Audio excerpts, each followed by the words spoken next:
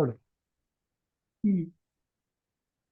A person resident outside India, other than a citizen of Bangladesh or Pakistan, or an entity incorporated in Bangladesh or Pakistan, may invest in units of an investment vehicle in the manner and subject to the terms and conditions specified in Schedule 8.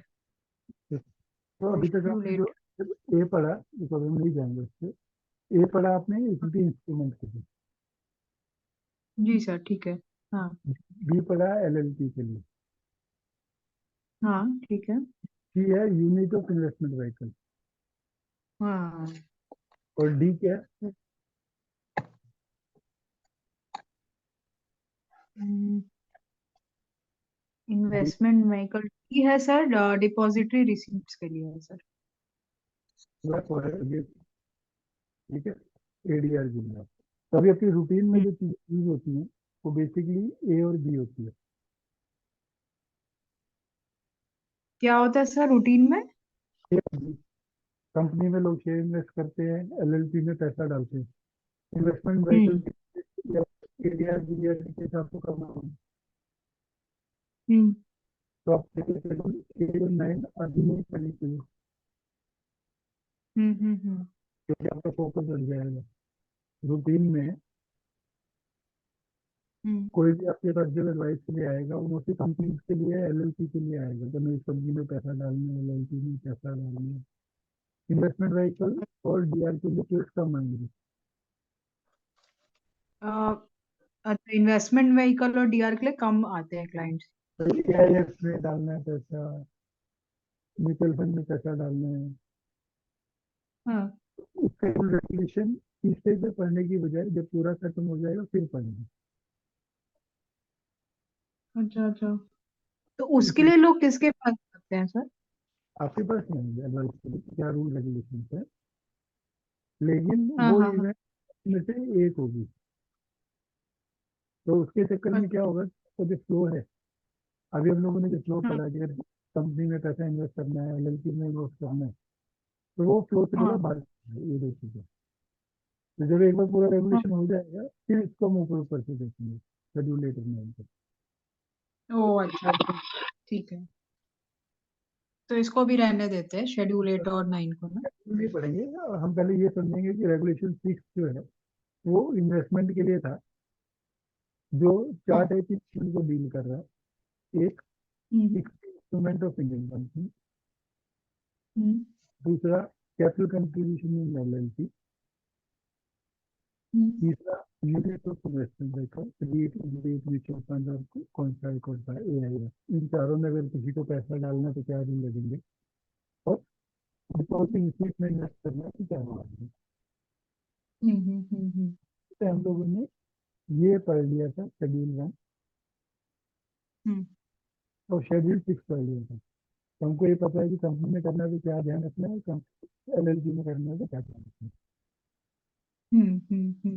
Bye way of investment.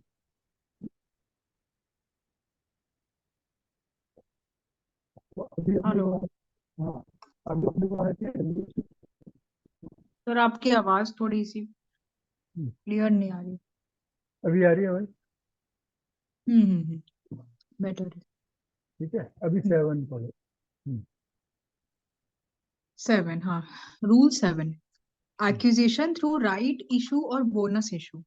हम्म, इसमें बोलता है कि a person resident outside India and hmm, having investment in an Indian company may hmm, make investment in equity instruments other than the share warrants issued by such company as a rights issue or bonus issue, provided that the offer made by the Indian company is in compliance with the provisions of the Companies Act 2013.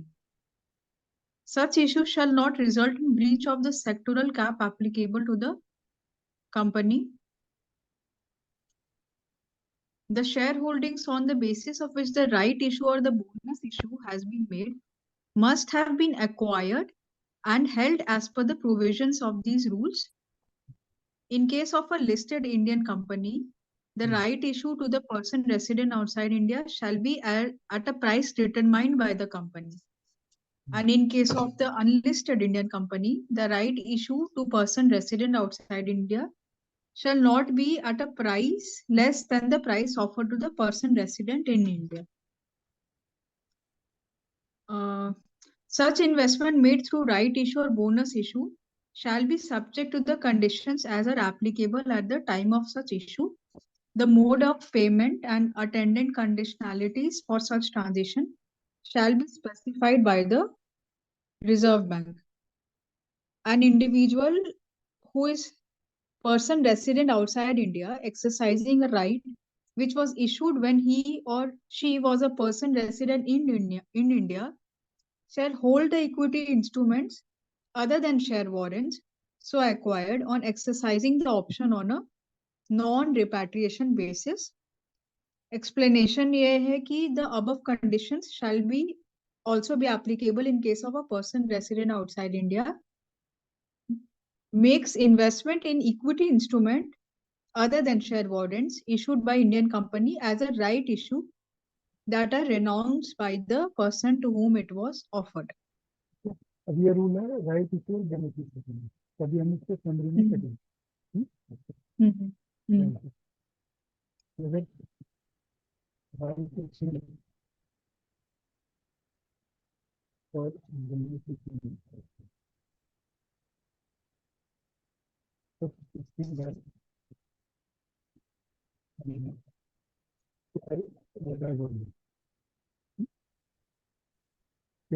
क्या है? सबसे पहले था compliance, complete आवाज आ रही? हाँ sir ठीक है। तो आपको क्या क्या ध्यान रखना है? पहले की राइट इशू एज पर कंप्लीट 13 हो रहा। सेकेंडली ठीक है।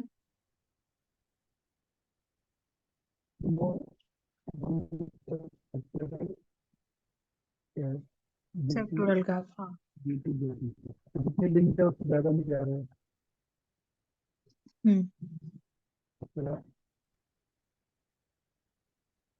दो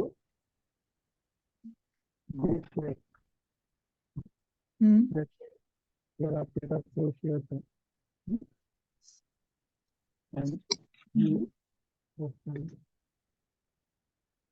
50 right 50 share on right basis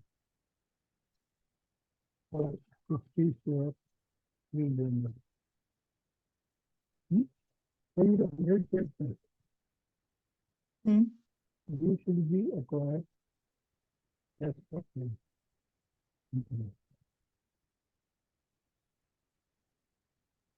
तो ये सोशल जब आपने अप्लाई किया तो उसको एक्वायर करने के लिए जो भी सेमा की कंप्लायंस की आपने की हुई थी तभी आप ले सकते हैं। अगर आपने इसमें कंप्लायंस नहीं की है तो you are not entitled to subscribe to right issue और बेनिफिट। मतलब अपने 100 शेयर जो ओरिजिनली अक्वायर किया था वो फेमा का कंप्लायंस करके किया था, ये बोल रहा है।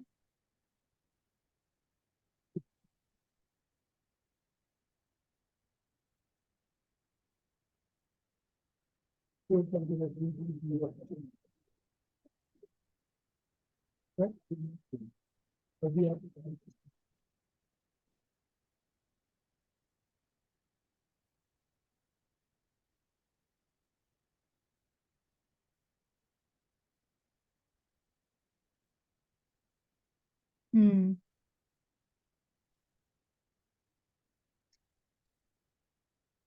इसमें जो सर लिखा है the share holding on the basis of which, तो द शेयर होल्डिंग तो वही हो गया ना जो ओरिजिनली शेयर्स अक्वायर किया होगा फॉरेन इन्वेस्टर ने।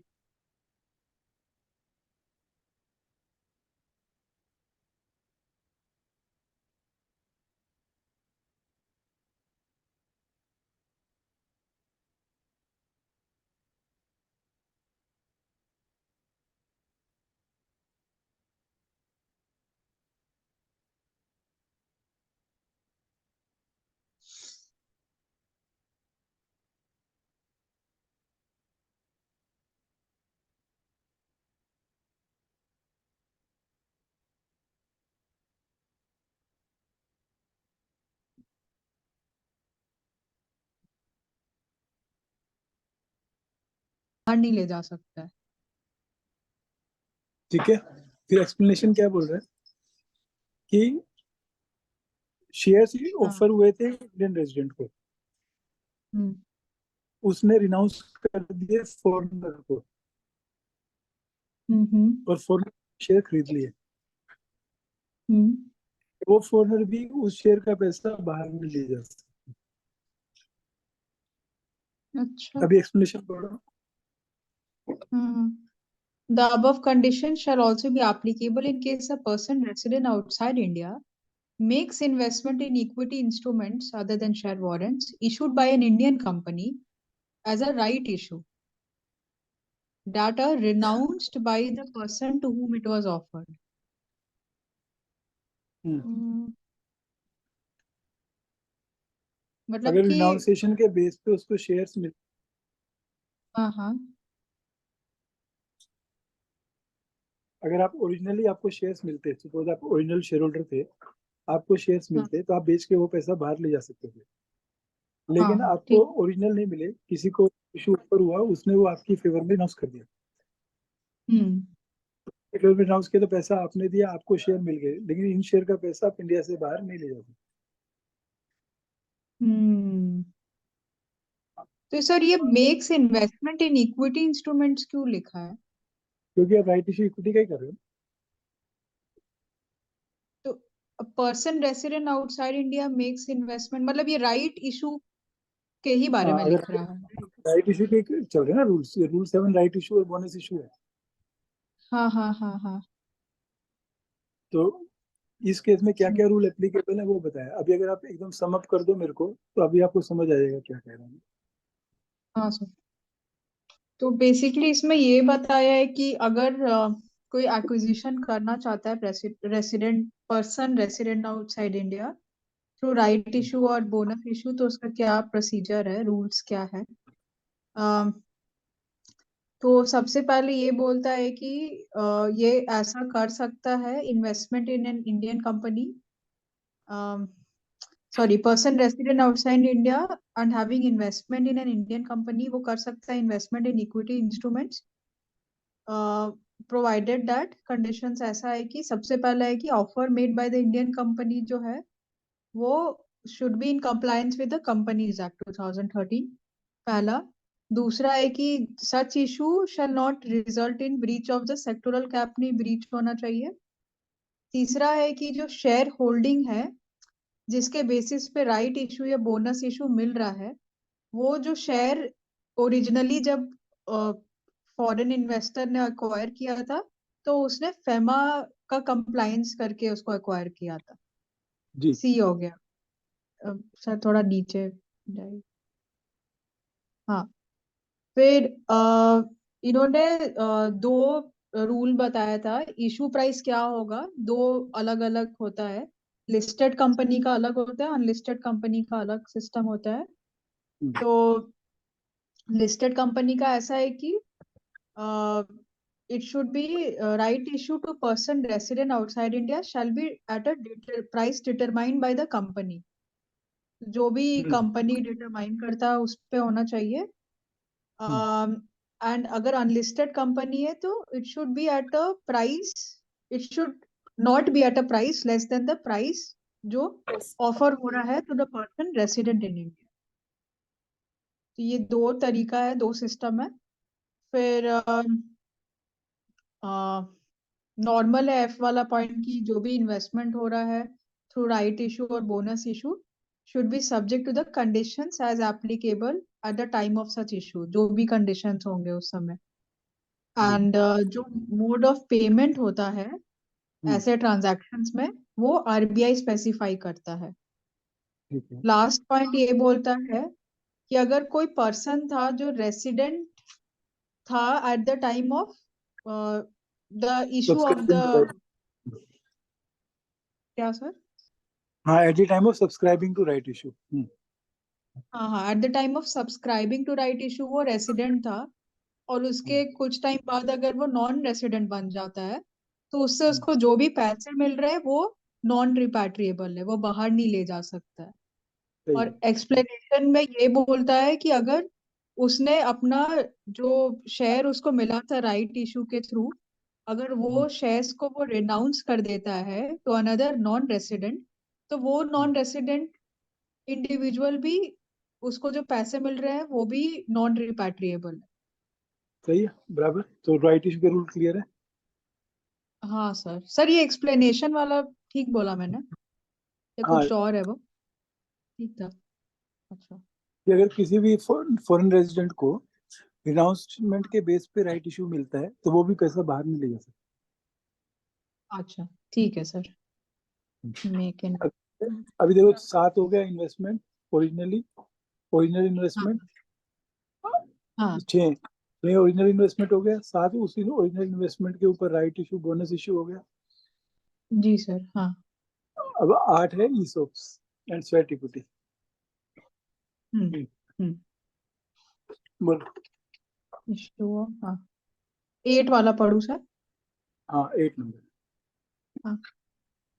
सर रूल 7 में तो कुछ इन्होंने लिखा नहीं कि कौन सा शेड्यूल देखना है या वैसा कुछ। ये नहीं ना कोई शेड्यूल, हाँ। सिर्फ इतने रूल्स ध्यान रखने हैं। जब भी आप राइट इशू कर रहे हो तो इसी सब्जेक्ट टू हाँ। दिस रूल प्रोसीजर के लिए उन्होंने लिखा है आरबीआई रेगुलेशन बनाएगा। प्रोसीजर के लिए इन्होंने यहाँ लिख दिया ना कि आरबीआई रेगुलेशन बनाएगा। हाँ ठीक है सर। 8 नंबर ईसोप के लिए क्या ध्यान रखना है? हाँ rule 8, issue of ESOP and sweat equity shares to a person resident outside India. An Indian company may issue employee stock option or sweat equity shares to its employees or employees or directors of its holding company or joint venture or wholly owned overseas subsidiary or subsidiaries who are resident outside India, provided that the scheme has been drawn either in terms of regulations issued under the SEBI Act 1992 or the Company Share Capital and Debenture Rules 2014, as the case may be.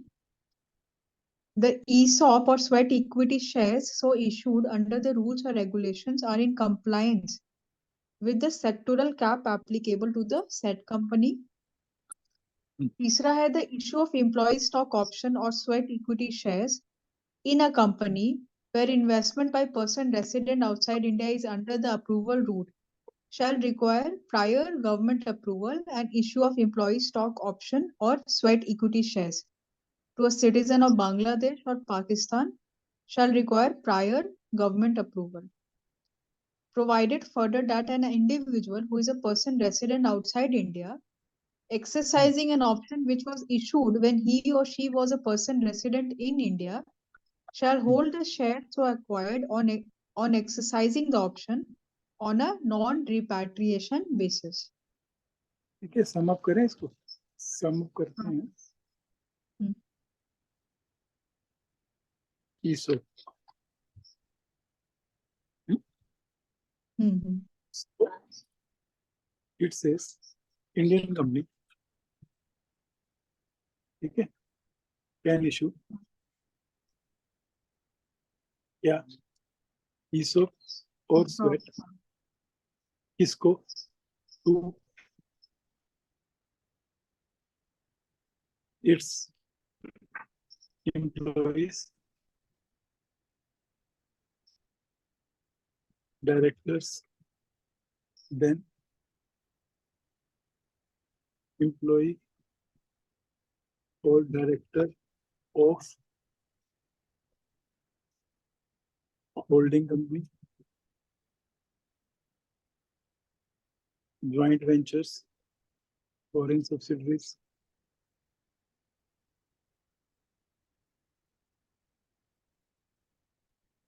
ठीक है, हाँ who are non resident। ये इतने का हो गया explanation, ठीक है। कंडीशंस क्या है? सब्जेक्ट टू कंडीशंस, क्या कंडीशंस फॉलो करनी है? Scheme compliant of SEBI regulations, listed company और CA 13 rules, स्कीम मतलब सर ईसॉप स्कीम जो है। ESOP स्कीम जिसके अंदर हम इश्यू करते हैं अनलिस्टेड ठीक है, हाँ। ESOP स्कीम, ठीक है। एक कंडीशन तो ये होगी कि कंप्लायंट होनी चाहिए। दूसरी condition, hmm, no breach of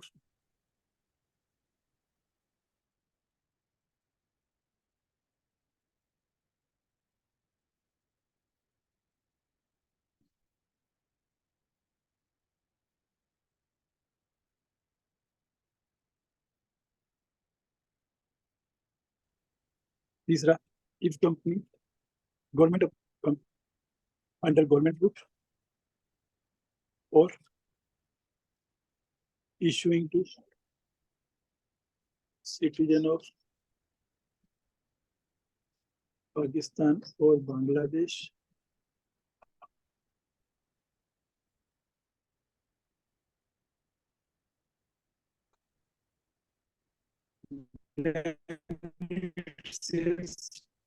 if ESOP granted then non-repatchable value. Clear है? डाउट है? सर लास्ट पॉइंट एक बार समझा दीजिए प्लीज। जो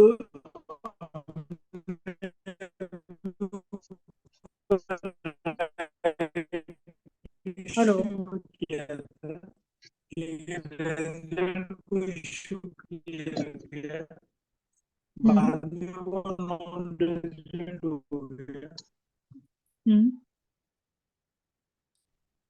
हाँ जी, हाँ तो आवाज मतलब किसी रेसिडेंट को इशू हुआ था, बाद में नॉन हेलो, रेसिडेंट हो गया। हाँ, अगर हाँ आपने सर। रेजिडेंट को तो अब वो जब बेचेगा पैसे शेयर्स हाँ हाँ। तो वो पैसा तो वो पैसा नॉन और रिपेट्रेबल होगा, वो बाहर नहीं ले जा सकता पैसा इंडिया के। मतलब अगर वो नॉन रेसिडेंट बन गया है बाद में तो। क्योंकि रेजिडेंट था तो अच्छा। उसने इंडियन करेंसी में पैसा दिया होगा, हाँ हाँ। और बाद में जब बेचेगा तो फॉरेन करेंसी में पैसा वापस कैसे ले लेगा, तो उसको इंडिया में ही रखना। हम्म। अच्छा अच्छा, तो मतलब ये जो ऊपर हम लोग ने पढ़ा था उसी के थोड़ा सिमिलर लाइन पे। राइट इशू जैसा था वैसे ही ईसोप के लिए एप्लीकेबल है। अभी एक बार फटाफट स्पीड में पढ़ लो और देखो कोई डाउट है क्या। हाँ sir. 8 minute Indian company issue तो ऐसा। क्या है? हाँ ठीक है। बेसिकली सर जो भी इम्प्लॉय या डायरेक्टर है होल्डिंग कंपनी का या जेवी का या फॉरेन सब्सिडियरी का जो बाहर या में है, कंपनी मतलब ये होल्डिंग सबसे कंपनी जेवी और सब्सिडियरी बाहर होना चाहिए। सबसे पहले इट्स भी कंपनी का एम्प्लॉय भी हो सकता है जो बाहर काम कर रहा है, हाँ हाँ हाँ हाँ। या अच्छा होल्डिंग ज्वाइंट वेंचर या होल्डिंग सब्सिडरी का भी जो बाहर है। अच्छा। ये सब इंडिया में भी हो सकता है, लेकिन एम्प्लॉय बाहर होना चाहिए। अच्छा कंपनी इंडिया में भी हो सकता है वो, लेकिन लेकिन एम्प्लॉय एम्प्लॉय नॉन बाहर। रेजिडेंट, लाइक इन्फोसिस ओ। का कोई इस क्लाइंट के यहाँ पे पोस्टेड है हाँ हाँ स्विट्जरलैंड में, हाँ हाँ हाँ हाँ। तो इसमें कवर हो जाएगा। ओ हाँ, ये अच्छा एग्जांपल है। अभी एम्प्लॉय। फॉरेन ही हाँ सब्सिडरी है, फॉरेन में ही बैठा है, हाँ हाँ। वो भी कवर्ड हो जाएगा। हम्म, अपने हाँ इन्फोसिस स्विट्जरलैंड करके आपकी सब्सिडरी है और उसके जो एम्प्लॉय हैं वो सब हाँ हाँ। उनको भी आप रिसोर्स दे सकते हो। अच्छा एंड सर इसमें सेक्टोरल कैप कैसे ब्रीथ हो सकता है, मतलब वो एक बार समझ नहीं आ रहा था। जब आपकी ऑलरेडी 24% आप है आपको लिमिट, हम्म। 24% ऑलरेडी फॉरनर लिए हुए हैं। अब आप फर्दर हाँ। सब इशू करते हो नॉन रेजिडेंट को, तो 24 से हम्म, 25% फॉरेन शिपिंग हो जाएगी। अच्छा। और हाँ हाँ शेयर इशू हाँ। शेयर इशू लिमिट क्रॉस होती है तो आप नहीं कर सकते, आपको लिमिट का ध्यान रखना। अच्छा, अगर तो सर आपका ये 49% फॉरेन हाँ हाँ और ऑलरेडी आपने अ, 49% फॉरेन का पैसा लिया हुआ है कंपनी में, हम्म। तो आप अभी जब एम्प्लॉई को दोगे, फॉरेन एम्प्लॉई को, तो 49 से ऊपर हो जाएगी शेयरिंग। अच्छा, तो ये देख के देना पड़ेगा कि वो सेक्टोरल कैप में। अच्छा, तो सर एक चीज और पूछना था, जैसे एफडीआई के लिए सेक्टोरल कैप्स है, वैसे ओडीआई के लिए भी होता है क्या? क्योंकि ये तो एक तरह से ओडीआई हो गया, ओडीआई क्योंकि बाहर। ओडीआई की लिमिट्स रहती है, नेटवर्क से इतने परसेंटेज से ज्यादा नहीं, ये नहीं, हाँ हाँ हाँ, क्योंकि वहाँ उसकी अगर लिमिट्स बाहर पैसा जा रहा है राइट इशू में, मतलब है। सॉरी उसके ईसॉप। उसके लिए भी लिमिट्स है, ओडीआई के लिए भी लिमिट्स है, लेकिन ओडीआई एंटिटीज अब्रॉड में इन्वेस्टमेंट होती है। अच्छा। ये सब जब भी आप इशू कर रहे हो इंस्ट्रूमेंट, तो पैसा तो आपको आ रहा है ना, जा नहीं रहा। हम्म। ओ अच्छा, अभी जो आप कर रही गॉट इट हो, सर। अच्छा, इक्विटी शेयर दे रहे हैं तो वो लोग हम लोग को तो पैसा पे कर रहे हैं, तो पैसा आ रहा है। इन गॉट सारे इट। केसेस में तो पैसा आ रहा है, कहीं जा नहीं रहा, हम्म। जाएगा केवल रिटर्न के टाइम अच्छा अच्छा अच्छा, हाँ मैं वही कंफ्यूज पे। कर रही थी एफडीआई कैसे जिसके हो। लिए वो बोल रहे हैं कि रिडम्पशन के लिए क्या प्रोसीजर है, वो आरबीआई बताएगा। अच्छा अच्छा अच्छा, तो इसमें पैसे आ रहे हैं। मैच्योरिटी वापस वापस कैसे लेके जाना है, उसके लिए आरबीआई के रूल्स लगेंगे। अच्छा अच्छा अच्छा, हाँ अब तो समझ गए सर, ये पैसे आ रहे हैं। ये ईसो वाला क्लियर है? हाँ हाँ सर, समझ में आ गया ये। ठीक है, अभी ये ट्रांसफर ट्रांसफर का कल करते हैं, क्योंकि ये लंबा चौड़ा है, हाँ आगे होगा। ठीक है सर। आज अपने जो 6 7 8 क्या किया, था? 6 6 7 ऑलरेडी 8। कंप्लीट किया ना, पड़ा हुआ था, हाँ सर। ये पड़ा हुआ था, बी पढ़ लिया एलएलपी में, सीओडी हमने हम्म छोड़ दिया ये बोल के कि ये रूटीन में यूज नहीं होता। फिर हमने हम्म राइट इशू, बोनस इशू पढ़ दिए, हम्म। और फिर हमने स्टॉक के रूल पढ़ दिए। ई सॉप पड़ा, ठीक है हाँ। तो इससे पहले हम लोगों ने क्या पढ़ा था, इससे पहले हम लोगों ने पढ़ा था, जस्ट टू शेड्यूल रिकैप, 6। हाँ अभी 1 से 8 पढ़ लिया ना, 1 से 8 रूल तो हमें पता होना चाहिए क्या है। हाँ सर, एक सेट पढ़ लिया, डेफिनेशंस पढ़ एक लिया था। दो डेफिनेशंस थी, हम्म। ठीक है। हाँ सर। ये तीसरा था कि क्या रिस्ट्रिक्शन है इन्वेस्टमेंट में, कि हाँ हाँ फॉरेनर जो भी इन्वेस्ट करेगा वो इस रूल रेगुलेशन के हिसाब से करेगा, हाँ सर, ठीक है जनरल था। फिर फोर्थ में कंपनी के ऊपर रिस्ट्रिक्शन थी कि आप बिना इस रूल को फॉलो किए, रिस्ट्रिक्शन है कि आप इन्वेस्टमेंट नहीं ले सकती। ठीक है। के लिए ही फिर आपने अभी ये रूल 6 और शेड्यूल 1 पढ़ी थी कि क्या रूल होते हैं। हम्म। उसके बाद जहाँ पे परमिशन लेनी है उसको क्या रूल फॉलो करने हैं। हाँ सर, ठीक है। 6 में इन्वेस्टमेंट के रूल्स पढ़ लिए आपने, फोर्थ के context में। हाँ 7 में